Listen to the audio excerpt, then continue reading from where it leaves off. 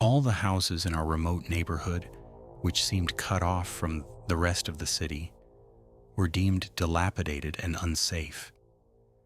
It was decided to relocate everyone to new prefabricated buildings. The weaving factory where most of the local residents worked had long since closed. Our street was called Factory Street. Now everything had lost its meaning. The neighborhood had become unnecessary. First, one building was demolished, then another. Then it was the turn of our 5-story building. It was the last one. The other residents and I were given the keys to our new apartments and 2 weeks to move. For many, this was a joyful event, but I had never dreamed of living in a 17-story prefabricated building. I attended the grand opening. I didn't like the new neighborhood. Besides, there was still a construction site nearby. There were piles of rubble everywhere, trucks driving back and forth, creating terrible dirt. And everything there was so uninhabited, soulless. Not like our old courtyard, where everything was familiar from childhood. But what could I do? If I had to move, I had to move.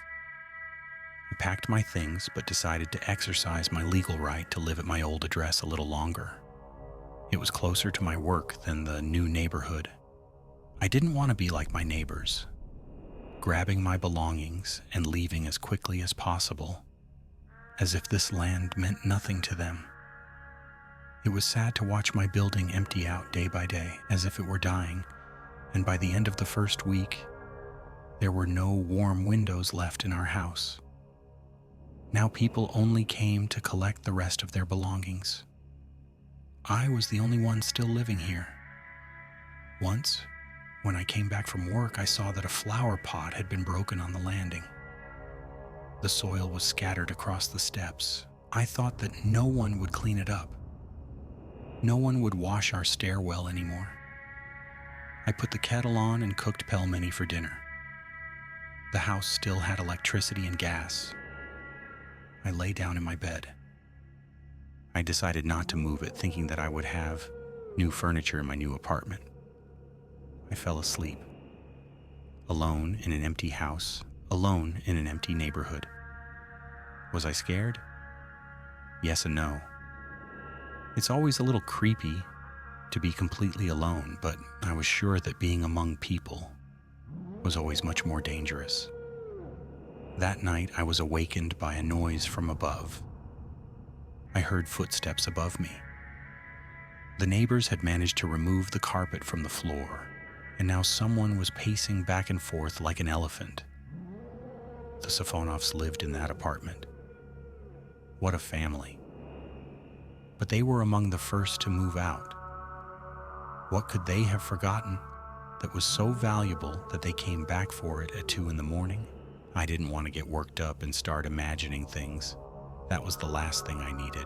I didn't want to think about anything scary or mystical. I turned over and fell asleep, but it turned out that I had only postponed it until later. That creature seemed to want to show itself to me. The next evening on my way home, I saw someone in the window above my apartment. Someone tall and hunched was looking at me. Their head seemed to be embedded in their shoulders. Their figure was dark, like a shadow, but its eyes glowed like a cat's in the dark. They burned like 2 lights on a Christmas tree garland. My heart began to race. It all seemed unreal. I thought maybe I was imagining it. A tall guy was standing by the window, the setting sun reflected in his glasses.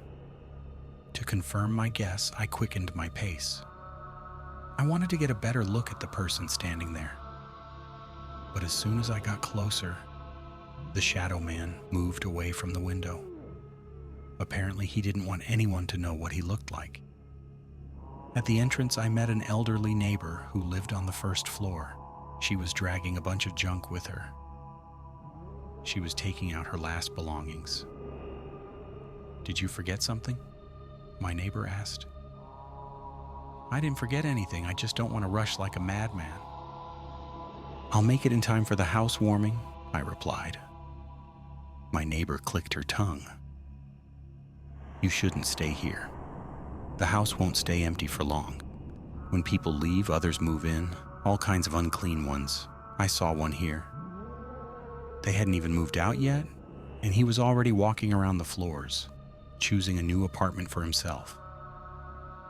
"What are you hinting at?" I asked. "I'm not hinting, I'm saying it straight out. When people leave, you leave too. Otherwise, you'll run into those who will live in this place after the people. And that's it, bye." The old woman pulled her bundle onto her shoulder and trudged away. Superstitious old woman. Nasty woman. She's been like that all her life. You'll never hear anything good from her. But it's great that she's gone.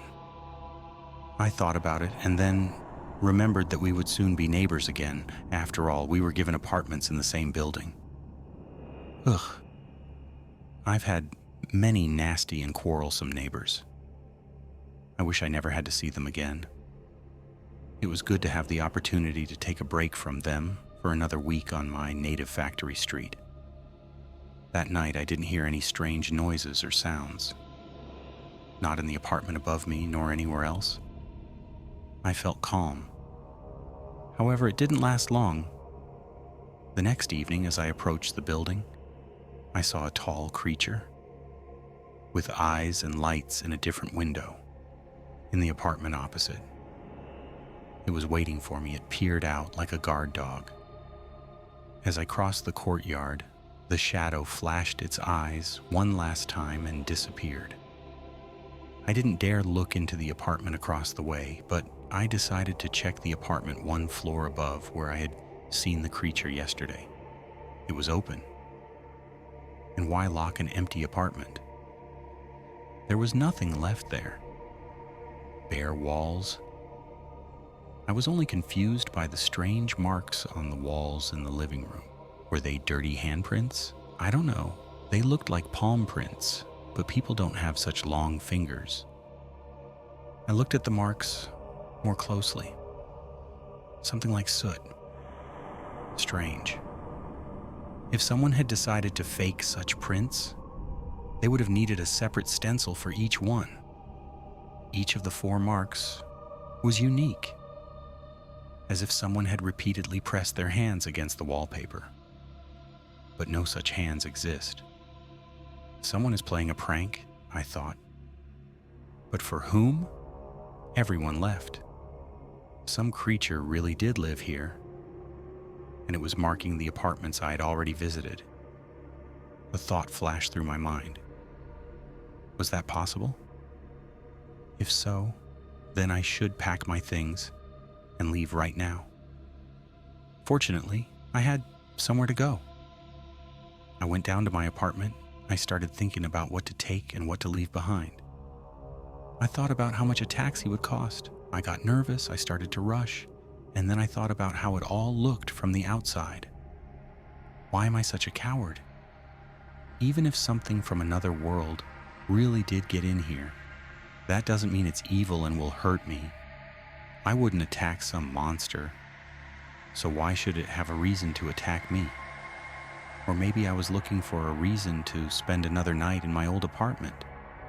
Living next door to a monster didn't scare me as much as moving to a new place. I'm a strange person after all. I decided that I wouldn't go anywhere at night. But tomorrow I'll move. I locked the door with 2 locks. As always, I put the kettle on, I cooked what I had, I ate and went to bed. It was my last familiar evening in the surroundings I had known since birth. Lying in the dark, I began to remember my childhood. So much had happened in this neighborhood. I lived with my father and mother in this apartment. I was friends with the neighborhood kids. There was even a school here once. Many good things happened here, and many bad things too. I remembered how a boy we used to play soccer with in the yard disappeared. He just vanished one day and was never found. And then, over the course of several years, children and adults from our yard disappeared. There was a time when everyone thought there was a maniac on the loose in our neighborhood. I remember when I was in high school, my father would walk me to and from school. My parents were so frightened by the news at the time that they didn't even want to let me go outside. And if I did go out, they asked me to always stay in crowded places. There was an investigation, but it led nowhere. The missing people were never found. No maniac was caught. Lying in the dark and thinking about it, disturbing thoughts crept into my head. What I saw that evening in the old story about the kidnappings. All of this intertwined in my mind and formed a logical chain. This creature could have always lived here. It was just hiding well. Now that people had left, there was no longer any reason to hide. It could have been the one kidnapping people. Judging by what I saw, it was larger than an average person. Large predators always hunt those that are smaller. I shouldn't have stayed here overnight. Something creaked in the kitchen. I broke out in a sweat. I forgot to close the balcony door. It's okay, it's just the wind. I tried to convince myself. No, unfortunately, I was wrong. Someone had entered my kitchen. I heard a chair fall. Someone was walking around in there. They weren't trying to be quiet. I wanted to sink through the mattress. Footsteps in the hallway. My gaze was fixed on the door. It slowly opened. I wasn't breathing or even blinking. He appeared in the doorway, a shadow of a man, eyes like little light bulbs. He had to bend down to enter. He was that tall, and his arms were so long that they almost reached the floor. I couldn't breathe in or breathe out. I couldn't move, even if I wanted to. My body was frozen with terror. I'd never been so scared in my life. I had the sense to stay in an empty area. I would scream. No one would hear me. No one would come to my aid. And I prayed silently that this creature would not notice me. It seemed that it really hadn't seen me yet. The shadow man turned to the wall and, raising his huge hand, slowly pressed his fist against the wallpaper. His fingers were so long that they resembled tree branches. Everywhere he touched, a black mark remained. I found the strength to move my hand. I wanted to pull the blanket over my head. I wanted to hide like little children do. I tried to do it without making a sound, but my knuckles creaked. My hand froze, clutching the blanket tightly. I prayed that wouldn't hear me, but alas, it had a good hearing. The dark head turned like two little lights. They looked straight at me. Then the shadow man turned his whole body toward me. He took a step toward my bed. Now he was standing over me, tall as a pole. His head fell to one side. His shoulders shook. His eyes didn't blink. My throat tightened. I was literally suffocating, waiting for the end. He just stood there and looked at me, doing nothing. He was distracted by noise from the street. There were cheerful voices. The creature slowly approached the window. In the courtyard, people were shouting, laughing, and swearing. The shadow man looked curiously behind the curtain. I thought that he always watched when someone approached the house. So he was watching me too. Forgetting about me, the creature rushed to the door and disappeared into the darkness. The balcony door slammed in the kitchen. I gulped greedily for air. It seemed that my heart would never return to its former calm rhythm. I got out of bed. I glanced behind the curtain. 5 people were walking toward the entrance. They were pushing, laughing, and shouting at the top of their lungs. Young people. They had a good supply of something strong in their hands. They were probably looking for a place to crash. They knew that this building was already empty, but it hadn't yet turned into a homeless shelter. Under normal circumstances, I would have hated them for their nighttime revelry under my windows. But at that moment, I mentally thanked these guys. They may have saved my life. I got dressed in a hurry. I didn't even think about packing my things. I wanted to run away from here on foot to where there were people. I went out into the stairwell. The guys were already there. I could hear them downstairs. They were clinking bottles and pushing each other from one apartment to another, looking for one that wasn't locked. They were moving higher up. Now I could see them through the railing. 5 young guys stumbled into the apartment below me and closed the door behind them. Now nothing was stopping me from running. I went down a couple of steps and suddenly a shadow appeared in front of me. He was standing at the door where the group of cheerful friends had just entered. The creature looked at me. I had distracted him from something important again, and I didn't make a sound. I froze. I stood rooted to the spot. I wanted him to understand that I wasn't going to interfere. He stood there for a moment, not taking his eyes off me, and then entered the apartment, where a noisy party was underway. I needed to hurry away, but for some reason I couldn't bring myself to go downstairs. I stood and listened. The cheerful laughter was replaced by cries of surprise, and then horror. The guys were screaming and running around. Someone was running and falling. Bottles were breaking. "Leave me alone, don't touch me," came from the apartment. "Help!" Sounds of blows, cries of pain.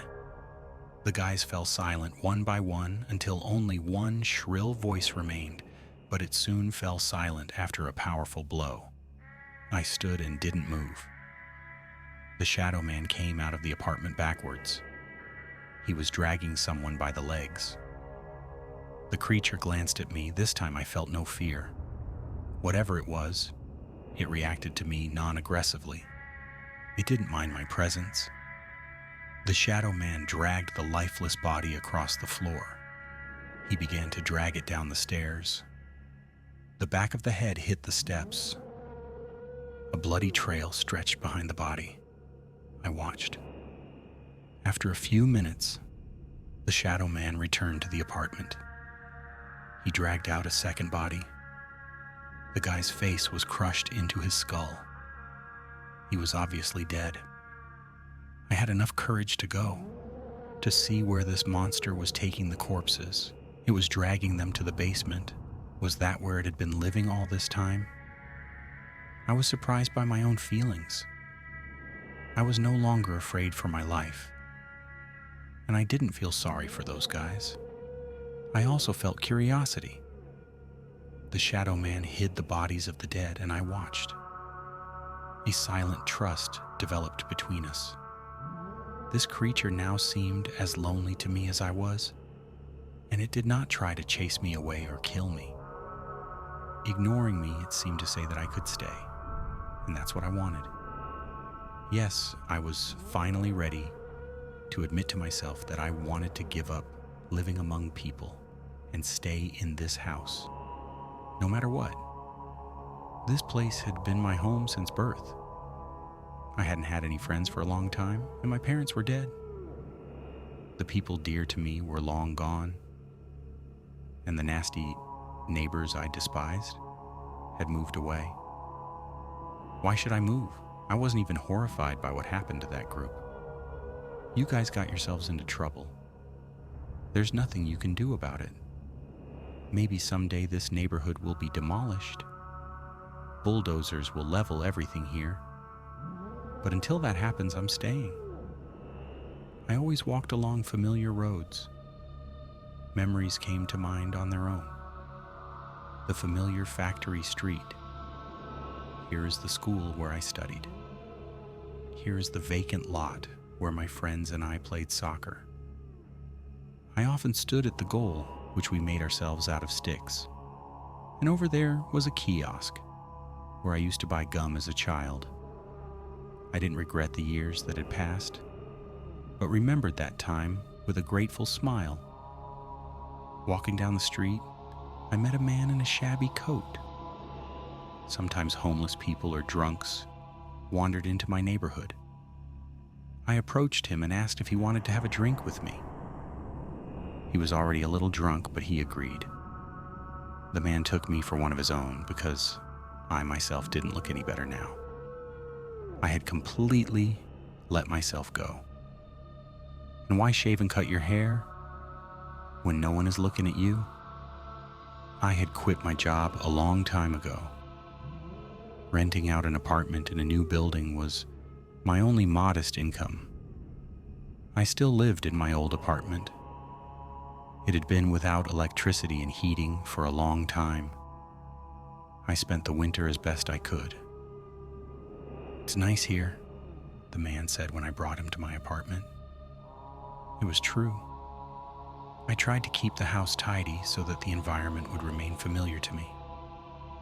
I put a bottle and 2 glasses on the table, then grimaced, pretending that I was in a hurry, and said, "Wait, I'll be right back. The toilet hasn't worked for a long time. I have to go outside." "Sit down, I'll be quick." It was all my game.